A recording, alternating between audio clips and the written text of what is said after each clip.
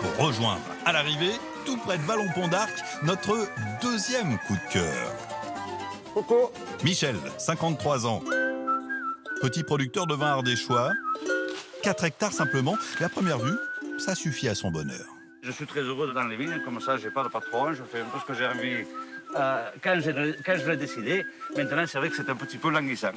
Et alors, je suis bien content quand arrive le printemps pour retrouver mes collègues. Vous êtes en train de dire que vous avez deux activités. Vous nous cachez notre activité. C'est ça, oui, je vous ai pas tout dit. Pourtant, que la rivière est jolie. Un vigneron au fil de l'eau. Comment peut-on s'imaginer Michel a un double béret. qu'avec une Depuis qu'il a telle 30 ans, bande jumelles, il a rejoint la confrérie s'est des bateliers de l'Ardèche. la confrérie. Quand on est sur l'eau, on est bien en bateau. On est surtout mieux que dans les vignes tout seul. Et puis c'est un joli bureau, vous trouvez pas? Regardez là-haut, regardez là-bas, là-bas, au-dessus là. Ça fait des siècles que les barques voguent sur l'Ardèche. Au départ pour le transport des marchandises, puis celui des touristes dès le 19e siècle. Aujourd'hui, des milliers de canoës-kayaks leur ont volé la vedette. Mais grâce à Michel et à ses confrères, la tradition est préservée.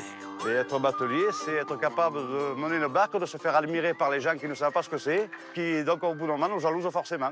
Donc d'être envié, c'est toujours intéressant et agréable. Hein. Et là, il faut avoir des muscles quand même. On est d'accord, il faut des muscles. Jusqu'à 25 km par jour pour Michel et son bateau jaune. Je ne voudrais pas faire les étapes du Tour de France que les coureurs sont en train de faire actuellement.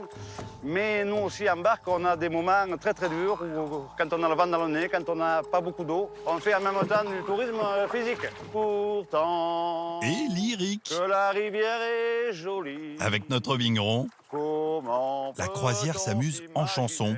Et c'est peut-être pour ça que Michel a choisi un véritable artiste dans les souvenirs du Tour. Le Français, Jean-François Bernard. Et pas forcément parce qu'il a grimpé le Mont Ventoux le plus vite en 87. Hein. Non, non, pas que. Ça a été un des rares coureurs cyclistes de son époque à avoir le courage d'écrire et de chanter des chansons. Et moi qui suis chanteur un peu, ça m'a beaucoup plu. Sur nos vélos, sans dire un mot, on va se faire mal pour garder une cadence infernale. Je préfère Jean-François Bernard pédaleur que chanteur. Mais il n'empêche qu'il fallait le faire. Au Tour de France, chaque coureur a sa chance. Au Tour de France, la France est en vacances. Le Tour de France, la France est en vacances. La. Merci à Michel, notre viticulteur-chanteur, et à Jacques, le bûcheron cascadeur. Et demain, qui sait, ce sera peut-être à votre tour.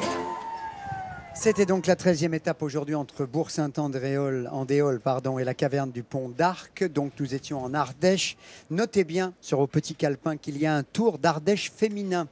C'est du 1er au 6 septembre prochain et avec justement une arrivée pour ces jeunes femmes